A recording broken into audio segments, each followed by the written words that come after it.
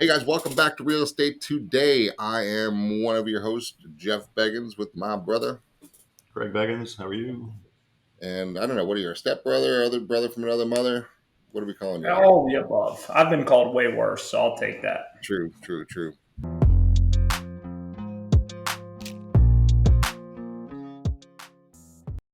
And here's the thing, just background for you guys. This is our 32nd year in business, 60,000 transactions, billions of dollars and billions sold. Last year, over a billion sold again. And we've been through a lot. And we were just kind of chatting about the market, and that's what we're going to do with you every week and bring you up to date on what's going on. And there's some interesting things happening. And we were just bantering back and forth with each other before this, and we're just going to bring it into you right now. Is there's so many different perspectives on what's happening right now, and there's good, there's bad, there's uglies, and we're going to hit them all. So we're going to go just hit a couple of slides that are going to kind of walk us through as far as what's going on in our opinions, and we're going to banter back and forth.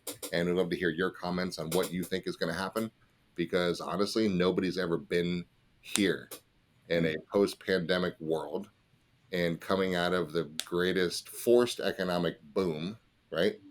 With money basically literally given away for free globally, and the ramifications of that we're all feeling right now. None of us have ever been alive for any of this before. So anybody who says they know what's going to happen doesn't freaking know what the hell is going to happen. So we've got all these different levers flowing up and down in different aspects of the global economy. Let's mix in a couple wars here and there too, right? And all kinds of problems. And then now we're sitting here now with crazy times. So let's talk. Let's start out, Craig. You got a couple slides. Let's start with this slide. It says most agents know what's happening. And I'm not even sure that's true, because most agents really don't know what's happening. But good agents understand what's happening. And I take question of that too, because they don't, because we don't. And great agents can explain what's happening. I think I'm going to change that term to can explain both sides of what's happening, because there's two sides, right? And there's the negative and there's the positive. So let's talk about both of those, because it's really about interpreting, right? So it's a matter of who you listen to. If, Chris Reed always talks about, if you hang around with 9 smokers, you're going to be the 10th. If you hang around with 9 doomsayers, you're going to be the 10th. If you hang around with 9 Pollyanna, the world's going to be great. The world's going to be great. So where are we going to go? So let's talk about it. It's interesting because, first of all, I think we need to go back to the point we make all the time, is that there is no market. And if there's ever been a time in the history of the world that's clear, it's right now, right? These sub little micro markets that we're dealing with right now are so diverse. I mean, we have from mobile homes without land to $100 million sales, right? I mean, we literally have the entire spectrum of the I market. just had an agent call me this morning saying, I'm trying to list a house for $10 million on Davis Island as a teardown. Right. But it's a double lot. Correct. I said, you're telling me that each lot is worth $5 million? Yeah. Yeah. So that micro market's a little different. That's probably not as dependent on debt to income ratios qualifying for a mortgage for a first-time home buyer with student debt, right? No. So they might have to sell their G4 to get the cash to buy the house. Correct. But that's an important topic, though. It's very important because there are so many little different micro markets to talk about. So there are global macro trends that show an indication of what's going on, like this. And Look at that. but even this is just too macro. But what this is, let's go through this one. Percentage change in home prices, and this is since 91 to 2022. So Florida home prices went up 436%. We were talking earlier about, we need to tell everybody they need to buy, not rent. And Mike laughs and said, we tell that every time. But that's a pretty good example. 436%. Where does generational wealth come from for most people in America?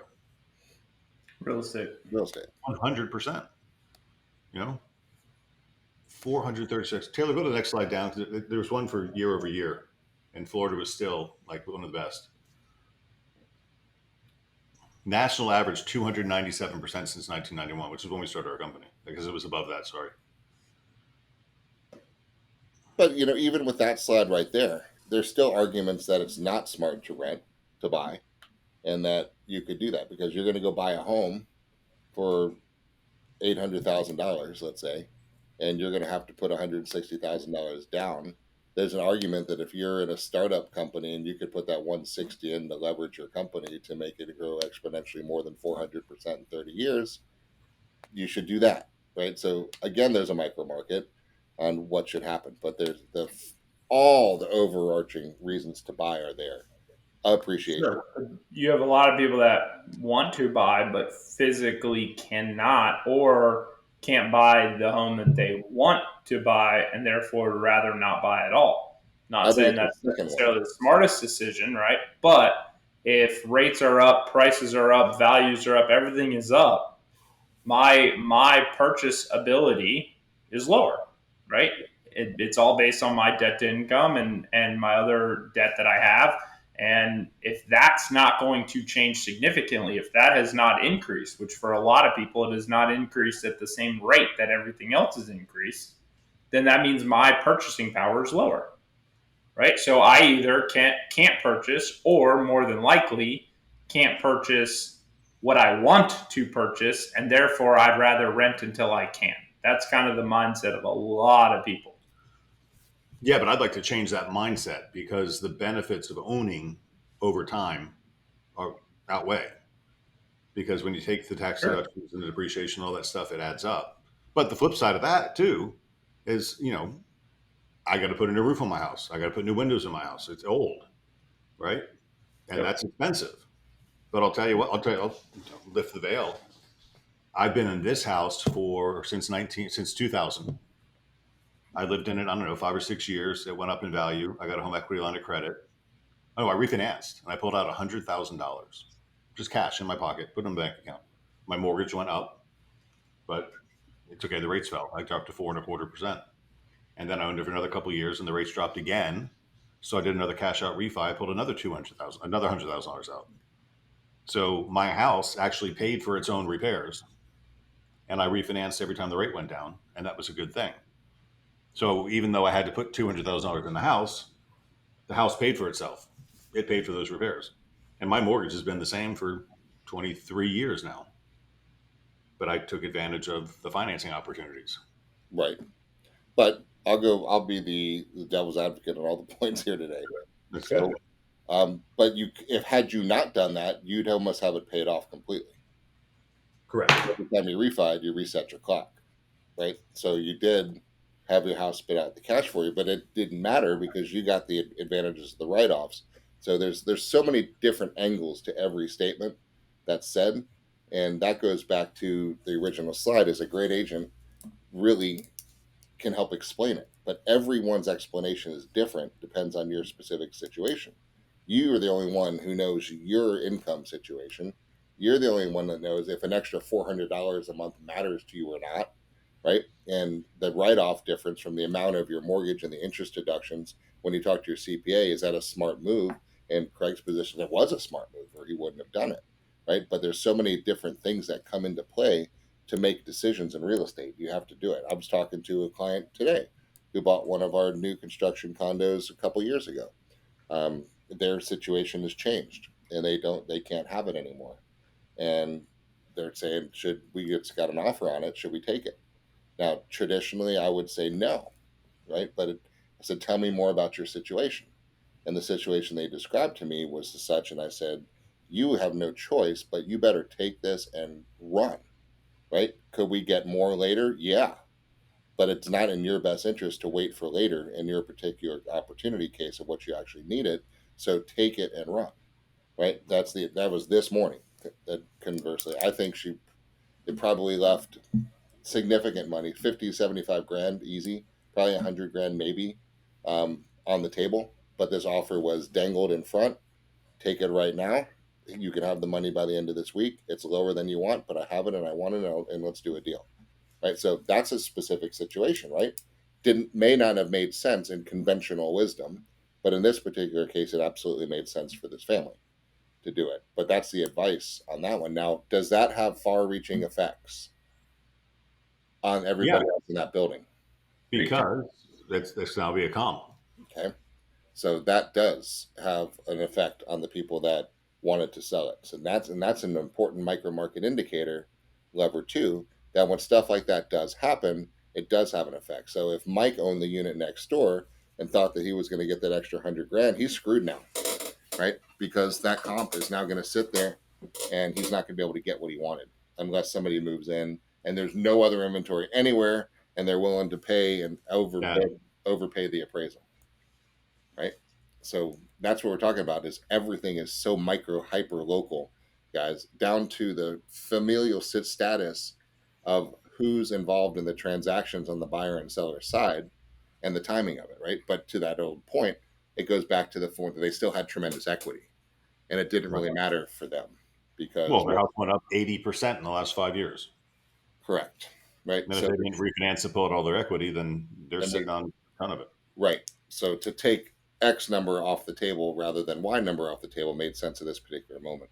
But every action has a reaction. So you, as the buying and seller public, need to realize that other people's actions absolutely affect your future decisions too, because it's a true market that's levelized. Well, here's I think we teach our agents, and I hope they can all recite this verbatim. A house is worth, fill in the blanks, what a buyer is willing to pay based on what else is available on the day they decide to buy. Yep. That's what value is. Yep. So today it's worth this, but if a new house comes on the market tomorrow at less and it's as nice or better and they buy that one, your value just changed, right? Yep. If a new one comes on the market and it's sold really high, your house just went up. It's all fluid.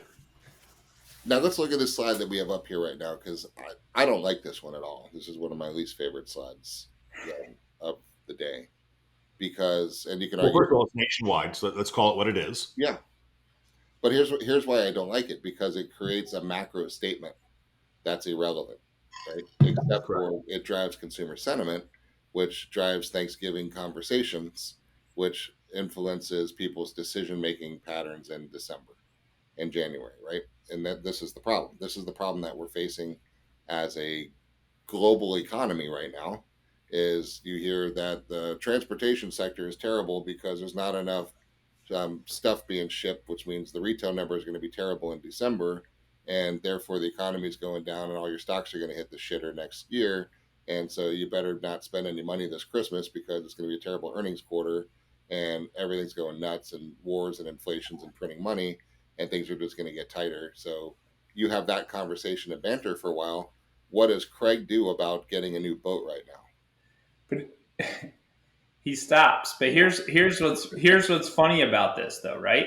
Is we don't make macro decisions like this in really any other aspect of our lives, right? Like I don't decide what I'm going to wear today based on the national weather. If the average is across the country is 48 degrees, I'm not going to just automatically go put on a coat, right? I'm going to look at what is the weather, and not in Florida, not in Tampa, not Tampa Bay, not Madeira Beach. I'm going to look in Wesley Chapel, 33543. What is my weather like today?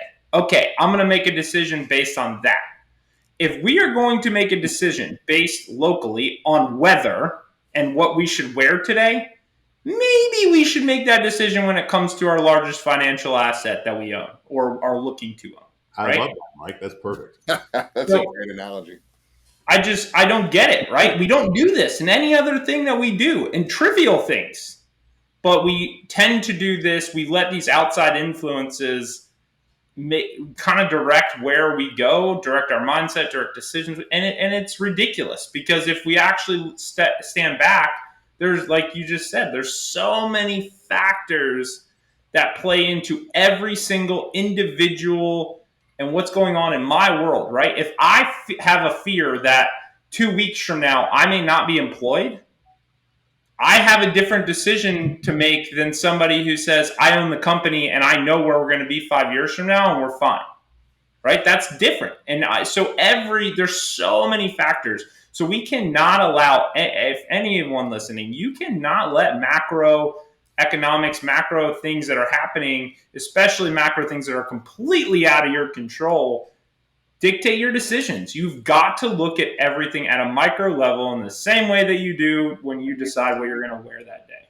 Well, Tyler, Taylor, go back to that slide because I'm just the one thing about this slide that's important is it shows consistency and what I call seasonality. Right? January sucks. February gets better. March gets better. April gets better. May gets better. June gets better. Then we start slowing down July. This is new sales. Slow down in August. Slow down in September. It's been for 3 years. There's a 3-year curve. This is how it's seasonality. So when do you want to put your house on the market? Probably in April to get ready for the May, June. You want to start putting on the market. Do you want to put your house on the market in November? if Depends. Do you need to? There you go. Like an objection handler for that too. Right. Yes, because nobody else is on the market, so there's less inventory, and only serious buyers are shopping. So, And do I have to move in January? when it's cold, we're in Florida. It doesn't matter. Well, I'm saying though, like it depends. Maybe I don't need to put it in November, right? But if I have to be at my new job that I just took in Minnesota, Ooh. then yeah, I probably do need to sell it, right? Like again, like it's so micro. The decision we actually need to make is so micro, yet we tend to focus on the macro. And if anybody were to look at this trend to decide when they're going to put their house on the market, it's the dumbest thing I've ever heard in my life. You're gonna put your house on the market when you decided you're getting divorced, or when you just found out that there's 2 lines on your pregnancy test, or that you got fired, right? That's when you're gonna put your house on the market, right? Nobody does it until they have to. Just now, these are seasonality with schools are ending, and let's find a new kid school for Johnny, and let's put in the house around there. That's the seasonality trend. But the most of the world, what I don't like about this one is you look at the dark blue line, and it's about, I'm going to go super analytical on you for a second. It's about that much slower than the light blue line, right? Consistently every time. So if I were to forecast out the dark blue line, which is the year we're in right now, it sucks, right? On a macro level. And that's not good. That means that existing home sales are going to be significantly lower than they are right now. But that's macro. Doesn't really fucking matter at all, right? But is it important? Is it important? Because I'm going to have fewer home sales. Does that mean that there's more inventory, less inventory, more foreclosures, less foreclosures, more buyers or fewer buyers, right? So all those inputs also matter, not just this graph, right? But I could be the Wall Street Journals and show this graph and say, we're screwed, right? Look at this. But that's the point of this one, guys, is you have to have somebody that can educate you on exactly what's going on in your specific marketplace, right? There are times, like if this particular person this morning, I happen to know of 2 other units that are going to come on the market in this building. And as soon as that happened, their opportunity was going to be diminished anyway, right? But so you need that local knowledge of what's going on that you can put those inputs into your decision equation to figure out what you're going to actually do. Now, interest rates suck. Okay, there's a macro statement. We just talked yesterday, Craig, you and I, about somebody who just got a 5.3% interest rate from a local credit union because they're a first responder and they have a loan with 0% down, right? No mortgage insurance premium, right? And that's their rate, right? 2% lower than to over 2% lower than what they can get from Wells Fargo right now. And that's a standard loan program that's right out there right now. It's a terrible time to buy. Is it? Because we have another project that we're offering 2% interest rate buy downs on the property to get you into the 5% interest on a property right now.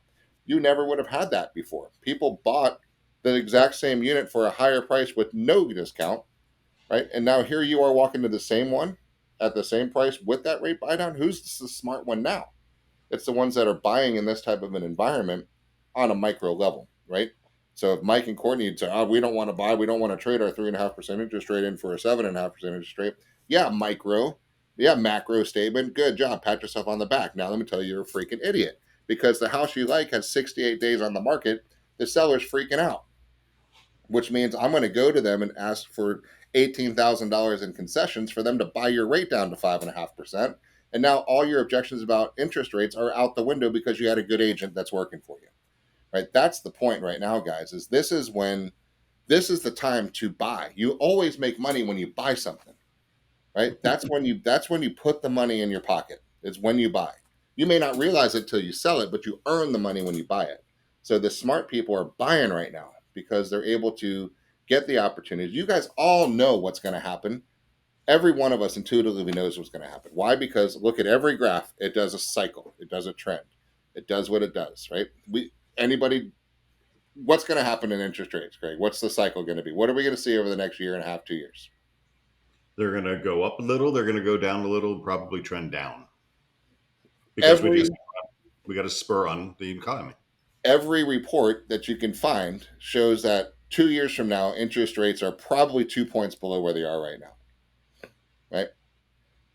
You can probably find an outlier that doesn't say that, but 95% of all the reports are showing that that's going to be the case right now. So if that's the case, and we go back to that type of environment with rates, everybody who's on the sidelines is going to get off the sidelines and get into the game. And when you have that many people in the game, competition, which drives prices up. So you're going to end up paying more. That's where you need. Would you rather have a $450,000 house with a 5% mortgage or a $525,000 house with a 7% mortgage? Same house. No, the cheaper one with the lower rate. Yeah. I'm sorry, I said that backwards. Yeah, you a said 450 house is 7.5 versus a 525 at 5, because that's what's going to happen. Rates are going to come down, prices are going to go up, and you're going to have the more expensive house with a lower mortgage rate. Right. Have you guys ever been Black Friday shopping? No. I went one time. I would never do that. I went one time. I got convinced to go one time.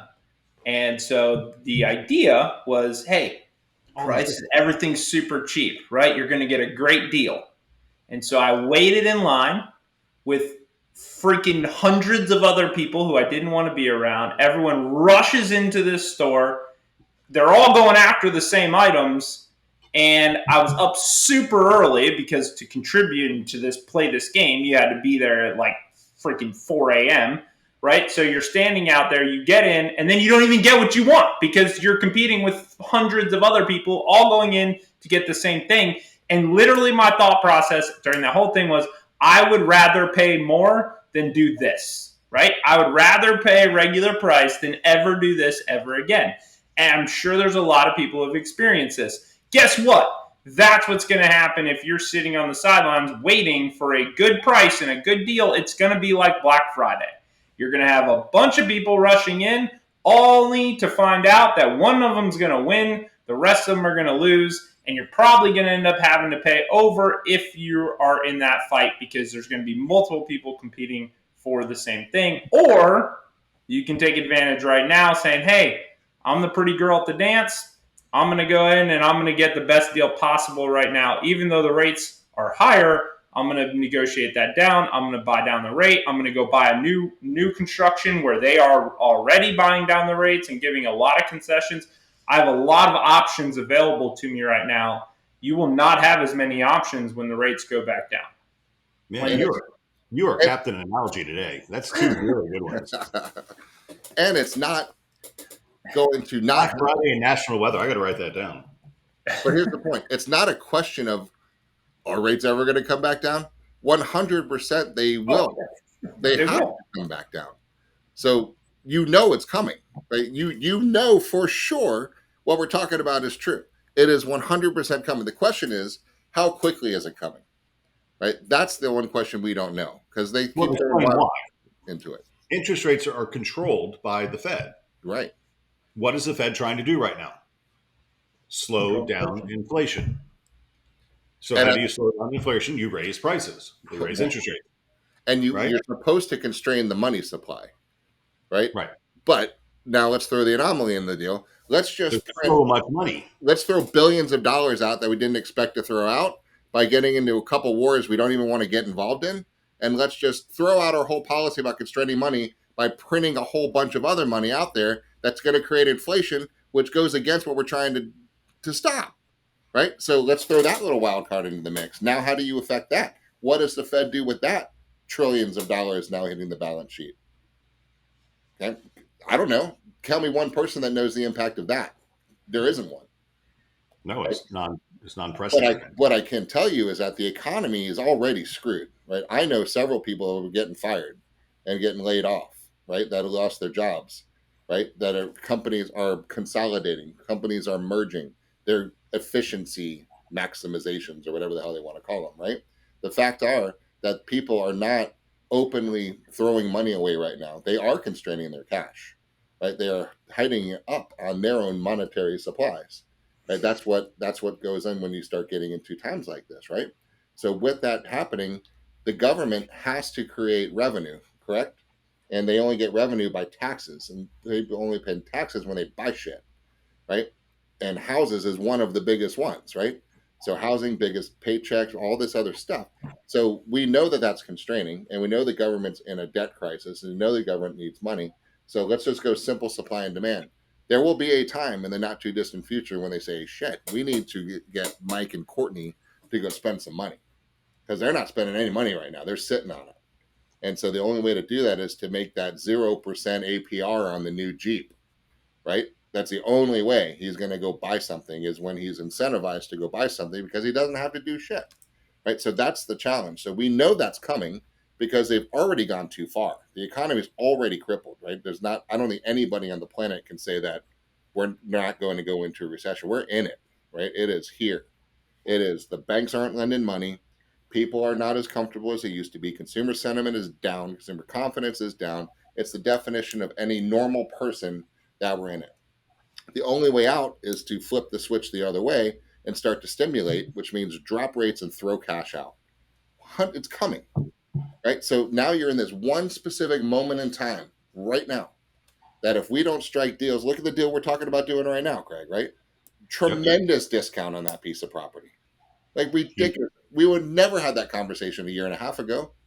Nope. Not even a possibility of it. And we will never have that conversation a year and a half from now, right? Because it's impossible, because unless you want a global depression, the only other way to stop that is to start stimulating and spending money.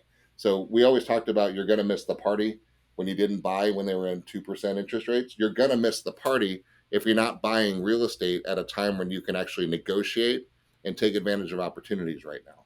So if that means striking a lease option deal, if that means doing a delayed closing deal, if that means trying to work something creative financing, the opportunities are out there. But I'm saying, this is the party. This is the real party right now, at this particular moment in time of moving around, shuffling things around, and put some real numbers to the BS inside of everyone's head right now.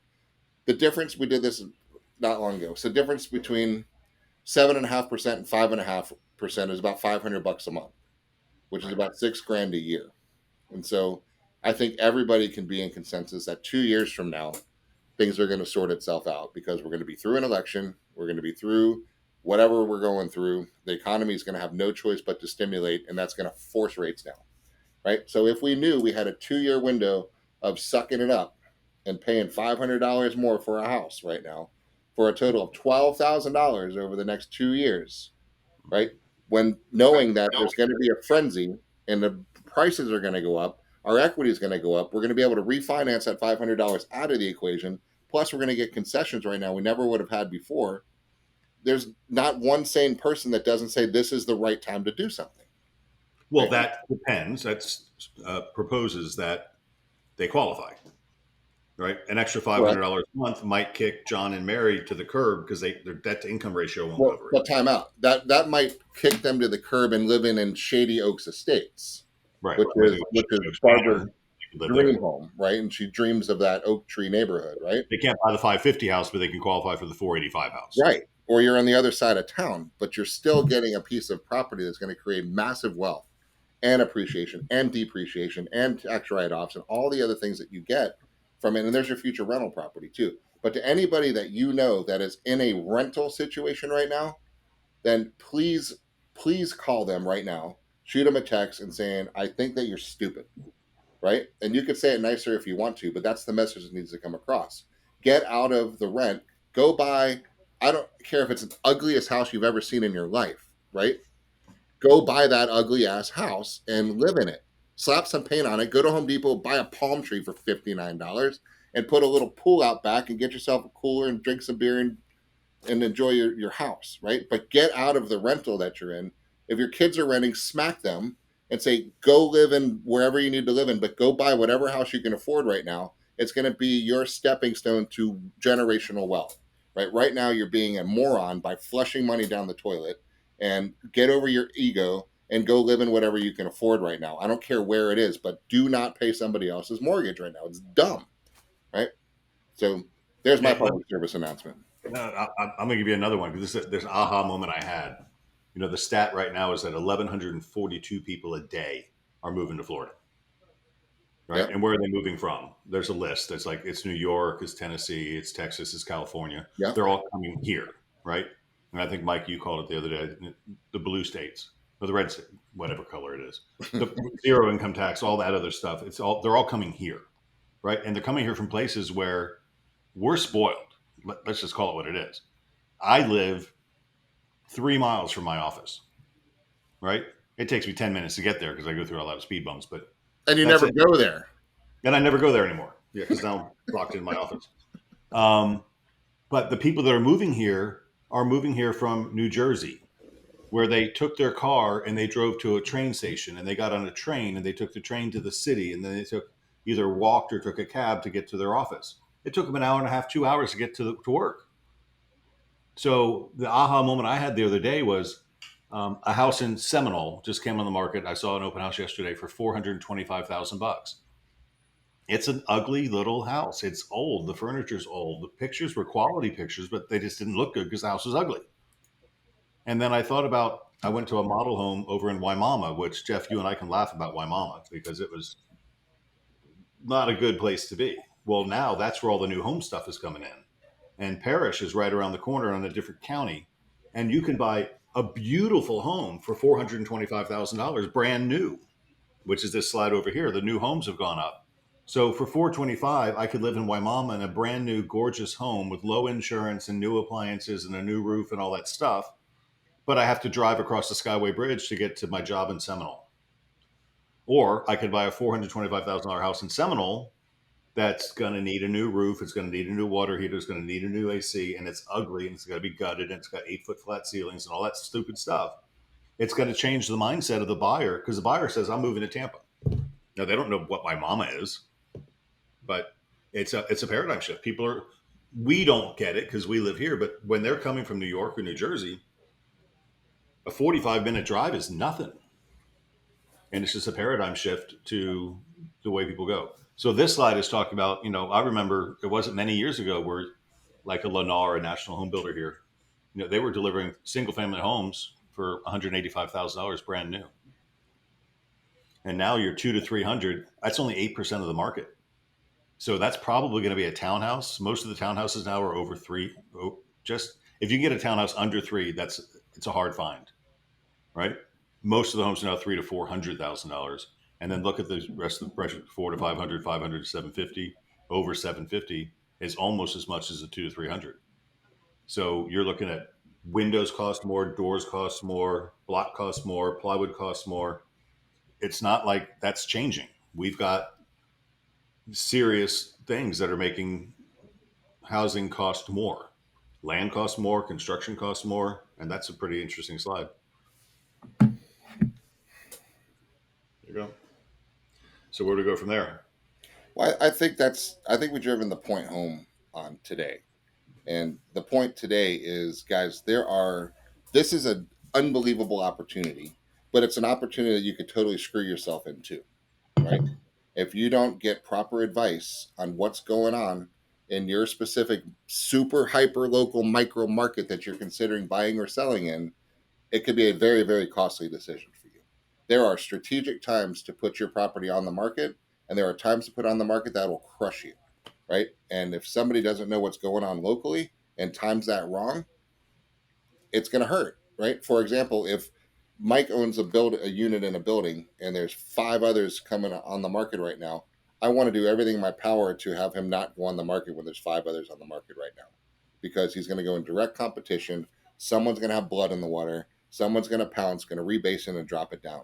Or I have to advise him if he's in a really tough position and says, I can't make these payments going forward, then the strategy has to shift and say, not only do we have to go on the market right now, you need to undercut every other 5 people on the market right now to capture that first buyer to make them buy yours rather than another one, right? And even if you're not going to make what you thought you're going to make, get out, right? That might be my advice, right? Or it's hey, you guys can afford this one. You don't care. It's bringing you some rental income. This might not be the time. This is a little blip in the whole market scene right here. You're making some good income. Why don't we ride it out till next year? Those are the conversations that you as agents need to be having with clients, and you as clients need to be having with an agent who can actually advise you with facts, right, and data and trends of what's really going on in your street, right, in that building, in that neighborhood, not the town, not the region, not the demographic market area, not the country. That's all crap. The only thing that matters is the super hyper local market that you're in right now, and the direct competitors that are on the market with you that you're selling or that you're buying with. If you're a buyer right now, good for you, right? In many markets, because there's 3 or 4 that you're choosing from, and you're going to go, hey, hey, who wants this, right? And somebody might, right? That's just where you are fortunate in this title scenario that you're in right now, right? So, but you need advice. You need somebody who's really good locally and in that like local hyper local market, right? And that's my takeaway for you guys right now is this is the time where fortunes are made and unfortunately lost by poor decisions, right, or good decisions. So that's my closing thought. Well, I want to comment on that because I'm super proud. We have an agent who just took a listing, and this particular neighborhood is 40 to 50 years old. It's waterfront. It's a great location. And the houses have gone up to, I mean, I think the highest one went for $1,400,000, right? Which, and this is Bal Harbor, Yep. right? We bought our grandma house there for $80,000 back in 1985. So now they're going up to, but they're renovated. They're gorgeous. They got new everything. The stucco, the popcorn ceilings are down. The walls are removed. The flooring, everything's gorgeous. Appliances, everything's been touched. And they were going. And we just found a listing, and our agent did a great job. It was an original. These people haven't touched the house since 1973. I mean, it's still got the fiber Formica countertops and all the stuff that it had in 1973. And she priced it where it needed to be. We sold it in a day, right? Now these other houses that are sitting around, probably they put 400 grand in the house. So, it would have been $1 million house if you put 400 grand in it, but somebody just bought it. And that's local knowledge right there, right? Counseling that seller who was very intelligent. I got involved with him too.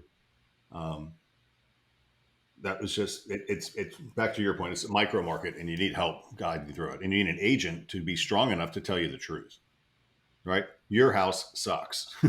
Your driveway's old. Your landscaping's old. Everything is old. And it's got to be all redone. So you can't get the $900,000 that another agent would have listed it for. Yeah, my closing thought is rely on those around you that are really good at what they do. If I don't feel well, I call my doctor. If I am in legal trouble, I call my attorney. If you are remotely thinking about taking advantage of this market in any way, shape, or form, or if you're potentially in some financial trouble because you lost your job or it's coming or anything related to real estate, contact your agent. And if your agent is not there to consult with you and actually advise you locally, on the micro market, you need to find a new one, right? But that's my advice. Rely on a professional. Do not go at this alone. And my guess is if you were to invest in anything else, you would want someone who has experience investing for other people in those things. This is exactly the same, right? We're talking about the largest or one of the largest financial assets you will ever purchase or own. Use someone who knows the local market and has the knowledge. I want to add one more closing. I think what Jeff said was really important. Even if the house isn't your forever home, you're better off buying it now, taking the advantages, letting it appreciate, get yourself stable, either take the equity and use that to buy another house or sell that house and buy another house. Yep. But if you're I'm looking at this community, it blows my mind. There's 78 units behind the grocery store. And it's a rent to own community, rent to buy to build to rent is what they call it. It's a new fad word, build to rent. So it's a person or a hedge fund or whatever who bought this land. They built these townhouses and they're 2-bedroom, 2-bath. They have a 1-car garage, but it's supposed to be like a single family home, but you get to rent it. And the rent is $2,600 a month for a 1,400 square feet with a 1-car garage. Brand new, total rental community. I guarantee you, even at rates at 7.5%, I can find you a house that would be less than $2,600 a month. And you'd get the interest appreciation, the amortization buy down, all the other stuff that happens when you own a home. And you'd be in a better position than paying rent if you're going to be here for a long time. Not a long time, but for a couple of years. So anyway, find an agent who's good and get their advice. And if they don't give you good advice, find another agent. Love it. Well, thanks for watching, guys. We're going to ride this out together, and it's fun, right? It really is. It's not always fun, but it's interesting. We'll say that. It's complicated, it's complex, and it's competitive. That it is. That it is. But I'll tell you what, we're very well versed in all of it. So we'll be back to you next week and bring you some more up to the moment knowledge about what's happening in the marketplace and help you guys guide out the waves, guys. Thanks. And there's some interesting things coming forward. NAR is in a lawsuit with the Department of Justice about some potential improprieties that some plaintiffs have brought up, and we'll be keeping you posted on that too, because they're questioning the value of a real estate agent and what we bring to the transaction. So we're trying to make sure you guys know an agent does bring value to a transaction, and this is all about compensation, how it's going to work. So we'll keep you posted on that. A knowledgeable agent brings value to a real estate transaction. Yes. Prediction: 500,000 agents are going to leave the National Association of Realtors in 2024. So we'll be down to less than 1 million agents, which is what we need to be. That's right. It's going to be fun. It's going to be fun. All right. Thanks for watching, guys. See you next week. Bye-bye.